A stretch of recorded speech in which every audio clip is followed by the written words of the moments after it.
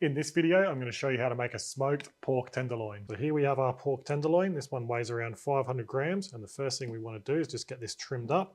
So I'm just going to get a nice sharp knife, and we just want to start by taking this silver skin off, and then we can remove any excess fat. But this one doesn't seem to have too much excess fat on it.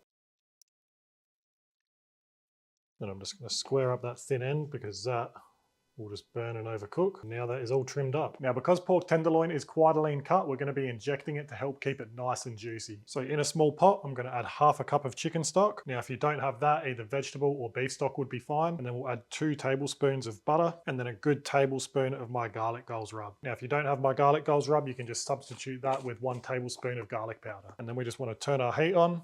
Then we'll just let that butter melt down on low heat, and we want our garlic goals to dissolve in there as well. And now that butter's melted down and our garlic goals is dissolved, we're going to turn our heat off and let that mixture cool down a bit. And now our mixture's cooled down a bit, I've just put it into our injector, and now I'm just going to go ahead and inject this pork tenderloin. So we're just injecting it all over, and I've just got it sitting in a tray to help catch any drips.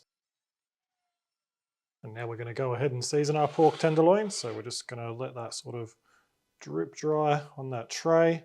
And we don't need any binder for this because that injection has coated the outside nicely. And I'm just going to season this up in my lamb layup. That's just going to really complement that garlic butter injection. This has got a good salt and pepper base. It's got a little hint of citrus in there and some mushroom powder for a good umami kick as well. We're just going to season that on all sides. And now we're just going to let that sit while we set our barbecue up. Now we're going to be using our blackjack kettle, so we'll open our lid, take our cooking grate off, we'll remove our charcoal baskets, we'll get a fire lighter going, we'll get our charcoal chimney on top, and then we'll fill it with enough charcoal or briquettes to fill 1 charcoal basket. And then we'll let them get to a stage where they're ashed over and red hot, which will take around 15 minutes. And now our charcoal's ready, we're just going to take our chimney out, we'll get a charcoal basket in at the back, and then get our charcoal in.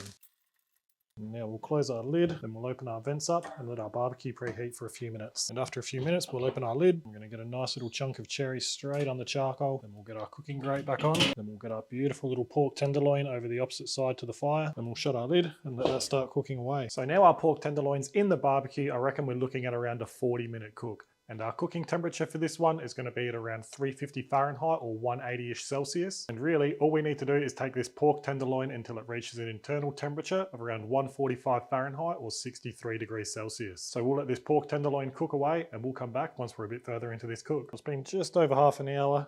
This pork loin is looking good.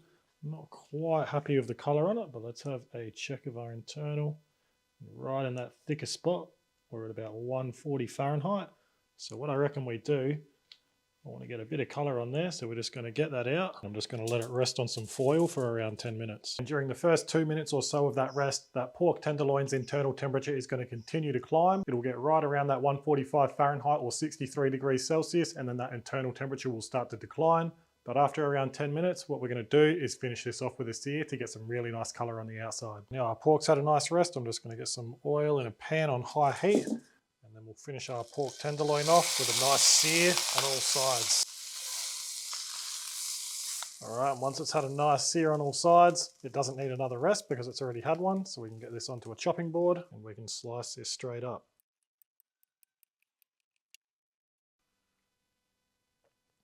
And that's still nice and juicy. Got a nice little smoke ring on there. Just look how tender that is. Let's have a taste.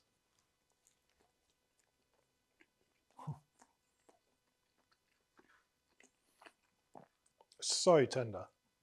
And just look at that. Juicy, full of flavour, a nice subtle smoke. That is awesome. So there you have it. There's how to make smoked pork tenderloin. We ended up reverse searing that one, and that seriously came out amazing. That was quick, easy, super tasty, and pork tenderloins are actually pretty cheap here in Australia. Definitely give this one a go. I'll put the recipe and everything you need to know down in the video description. If you've got any questions, don't hesitate to ask them in the comments below. Make sure you hit that subscribe button because it really helps the channel. But for now, that's the end of the video. So thanks for watching, and I'll see you in the next one.